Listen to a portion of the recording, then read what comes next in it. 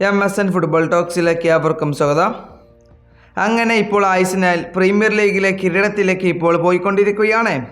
ഇന്നലെ പ്രീമിയർ ലീഗിൽ നടന്ന മത്സരത്തിൽ ആഴ്സണൽ ഫുൾഹാമിനെ എതിരില്ലാത്ത 3 ഗോളുകൾക്ക് ആണ് പരാജയപ്പെടുത്തിയിരിക്കുന്നത്.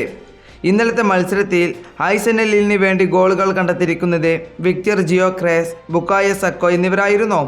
ഇന്നലെ മികച്ച രീതിയിൽ തന്നെയായിരുന്നു ആഴ്സണൽ കളിച്ചിരുന്നത്. ഇപ്പോൾ പ്രീമിയർ ലീഗ് ടേബിളിൽ ഒന്നാമത് നിൽക്കുന്നത് അത് ആഴ്സണലാണ്. 35 മത്സരങ്ങളിൽ നിന്ന് 76 പോയിന്റ് നേടിക്കൊണ്ട്. എന്നാൽ ആഴ്സണലിന് തൊട്ട് താഴെ നിൽക്കുന്നത് അത് മാഞ്ചസ്റ്റർ സിറ്റിയാണ്.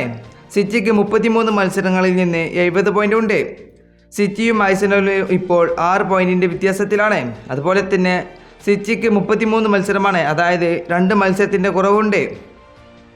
അതുപോലെ തന്നെ ഇനി ആഴ്സണലിൻ്റെ അടുത്ത മത്സരം വരാനിരിക്കുന്നത് ചാമ്പ്യൻസ് ലീഗിൽ 2ാം പാദ മത്സരത്തിൽ അത്ലറ്റിക്കോ മാഡ്രിഡിന് എതിരെയാണ്. ആ മത്സരത്തിൽ ആരാണ് വിജയിക്കുക എന്ന് നിങ്ങളുടെ അഭിപ്രായം താഴെ കമൻറ്റ് ബോക്സിൽ രേഖപ്പെടുത്തുക.